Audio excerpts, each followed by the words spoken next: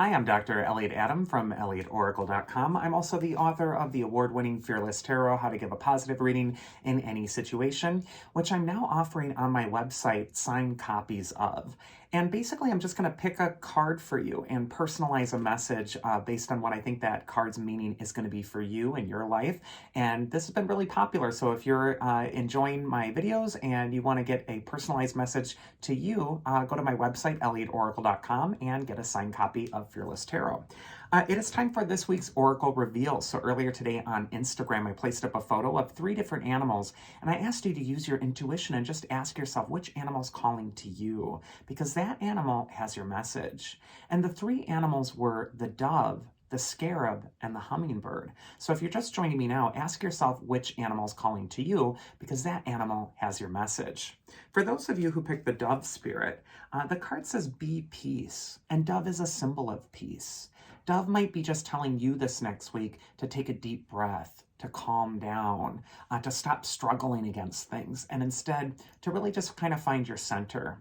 Dove is also a messenger of spirit. So this could be a time when you're also receiving a spiritual message, or even dove is associated with the other side. So this could be a time where you're starting to see that there are really no coincidences. Someone might be trying to get your attention. The first card for dove is where it's best to place your focus this next week. And we actually got the 2 of Pentacles.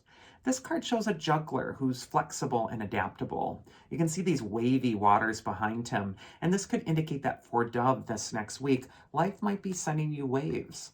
But it's important that you go with the flow. Much like the ships that are in the background flowing over the waves, you don't want to fight the waves. You're going to lose. Instead, you want to just ride them. Also, the juggler can indicate a time when you're considering 2 different paths. And it's like, well, I could go down this way, but then there's also this other option. I could go down that way. And 2 of Pentacles could just indicate that right now it's important to weigh your options before making a final decision. And if you are granted the luxury of being a little bit patient right now and finding that peaceful frame of mind, you're going to make a much better decision. The second card is going to be advice from your inner wisdom if you picked dove, and there's another Pentacles card, so a really earthy time. This might be a time of practical action. The 7 of Pentacles is also a card of patience. So that peace, that patience, that's sort of a message that I'm feeling for dove this next week. And you're just waiting for more information or for things to be illuminated in time.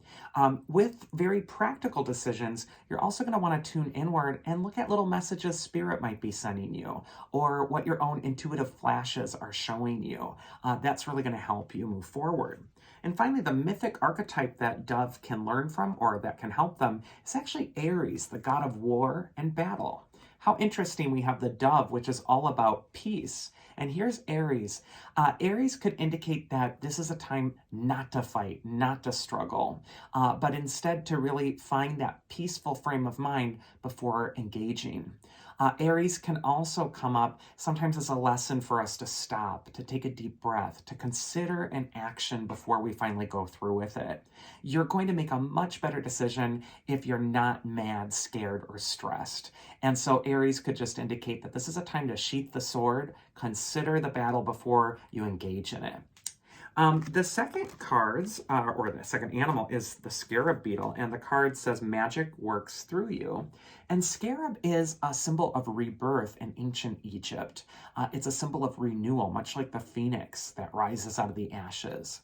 And it is a magical talisman. A lot of the pharaohs, are found with scarabs all over their mummies because they were protective amulets. This could be a time to engage in magic in your own life, and also to allow that rebirth of that magical part of your own self to really come to the fore. First card for Scarab is where it's best to place your focus, and we got the soul-searching card of the 8 of Cups. And here we see a figure who's reminiscent of the hermit, and he's traveling toward the land of water and grottos. And water in the tarot is always about emotions, our deeper feelings. And the 8 of Cups is all about stopping and examining what those feelings are trying to tell us.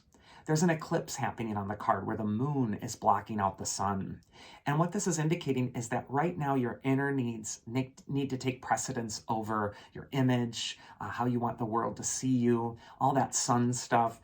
The moon is what really needs to take precedence. So again, there's this magical calling back toward what's authentic. And it's definitely in alignment with facing, addressing, and absorbing the real feelings that are going on beneath the surface. The second card is advice from your inner wisdom, if you pick the Scarab. And here we see the Nine of Pentacles. This is traditionally a card of wealth, but when it represents your inner wisdom, it's also a card of comfort and security that's going to be found within. Even if you're feeling a pull to go inward and to get back in touch with something within you, that might be uncomfortable. Sometimes that Eight of Cups is associated with depression or sadness or challenge. The Nine of Pentacles is saying that once you really do step into that inner landscape, you're going to feel safe, secure, stable. You're also going to find the answer to how to make something grow or become more successful or wealthy in your own life. And it's all about training your focus. The woman on the Nine of Pentacles has that falcon, which she's placed a hood over. And falcons are known for their eyesight, their speed, their focus, and just now she's restraining it. So this could be a time to restrain your action as well. Much similar to the Dove card, the Scarab is all about thinking before you take an action.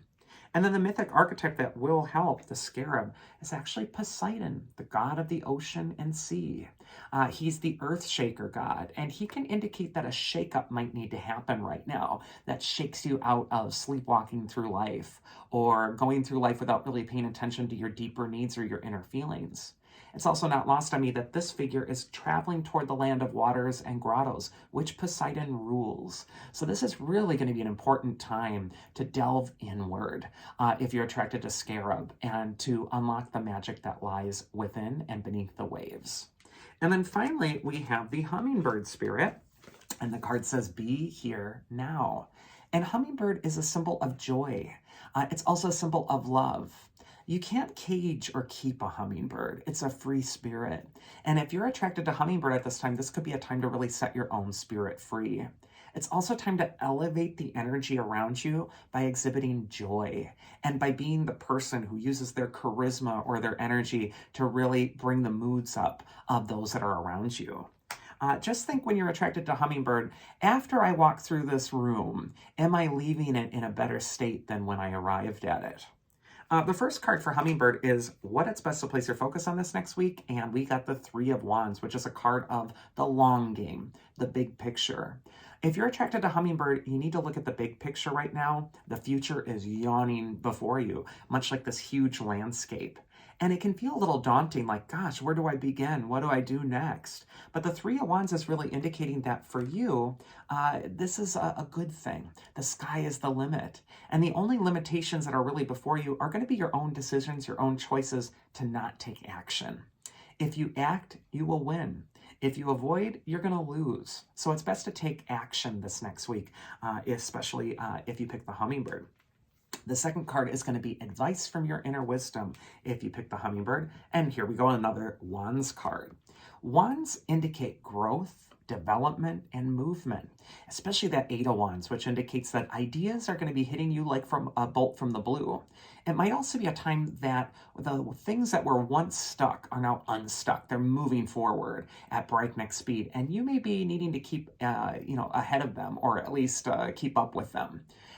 The Wands cards in the tarot, they're like little tree branches. They have those little leaves sprigging out the top of them. And so this could be a time when you're also branching off into new areas as well. Wands cards on the tarot are extremely creative. They're associated with that element of fire. So this could be a time to engage in your passion and to let that creativity really work for you. And then finally, the mythic archetype that will help you, if you pick the Hummingbird, is Hephaestus. He's another fiery god. He's the god of the forge. He's the creative figure of the tarot, of Olympus, of the myths. And Hephaestus could just indicate that this is a time to really stoke the fires of your own creativity, especially as it pertains to your work. This could be your life's work, your projects, the things that you're investing in over time. Hephaestus is a bit of a perfectionist. He's meticulous. He's detail-oriented. And I just feel like for Hummingbird, the details matter at this time. But just as important as the details are stoking the fires of passion for what you're doing. Hummingbird is all about joy and really infusing your tasks and what makes you feel most positive about them. So this can be a time to snap out of the sleepwalking and really get back in touch with what makes you happiest and invest that in your work. And that is this week's Oracle. I do hope you enjoyed it. If you did, you can catch me at elliotoracle.com. Otherwise, I hope you all have a safe and happy week, and do take care. I'll see you next time.